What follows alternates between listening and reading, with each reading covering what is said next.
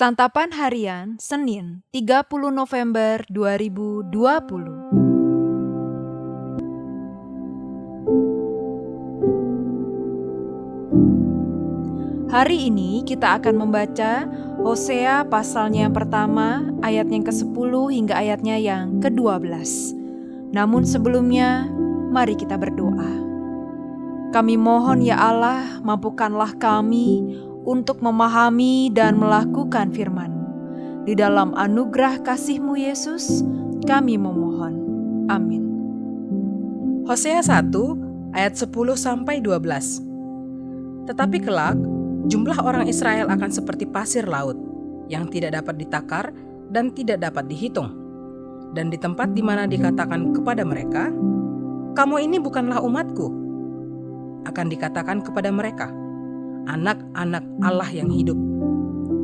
Orang Yehuda dan orang Israel akan berkumpul bersama-sama dan akan mengangkat bagi mereka satu pemimpin. Lalu mereka akan menduduki negeri ini. Sebab besar hari Yisrael itu. Katakanlah kepada saudara-saudaramu laki-laki, Ami, dan kepada saudara-saudaramu perempuan, Ruhama.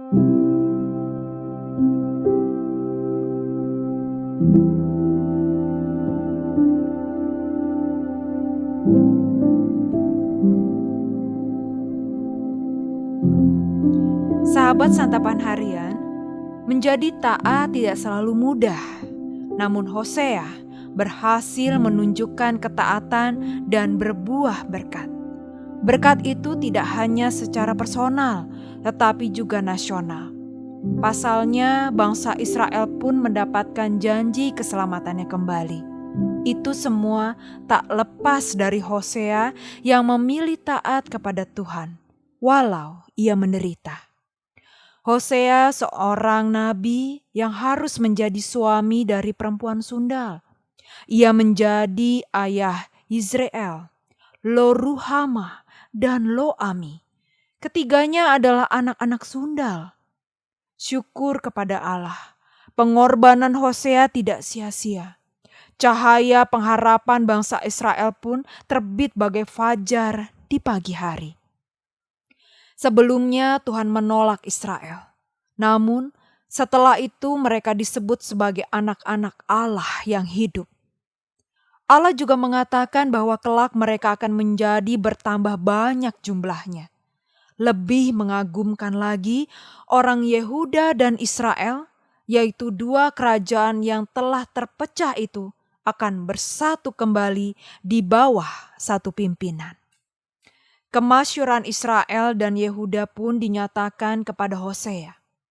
Firman Tuhan menegaskan supaya Hosea menyebut saudara-saudaranya laki-laki dengan Ami, artinya bangsa. Sementara panggilan kepada saudara-saudaranya perempuan adalah Ruhama, artinya kasih. Ketaatan Hosea kepada Tuhan dengan segala pengorbanan dan keberaniannya layak untuk kita renungkan. Ketaatan kepada Tuhan memerlukan keberanian, kerelaan, ketekunan, pengorbanan, dan keinginan untuk memuliakan Allah. Lewat kisah Hosea, kita menjadi mengerti alasan Tuhan meminta ketaatan dari umatnya. Tuhan tidak pernah mengecewakan umat yang taat kepadanya. Memang untuk menjadi taat, kita tidak serta-merta mendapatkan kemudahan.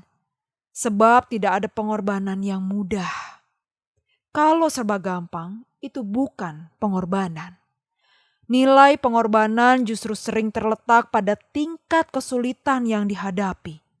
Namun, saat kita memilih untuk menjadikan ketaatan sebagai bagian penting dalam hidup kita, maka ketaatan tersebut akan berbuahkan kebaikan. Mari kita berdoa. Di dalam pergumulan dan perjuangan bersama-Mu ya Kristus, ajarilah kami untuk taat dan setia kepadamu. Di dalam kasih-Mu Yesus, kami berdoa. Amin.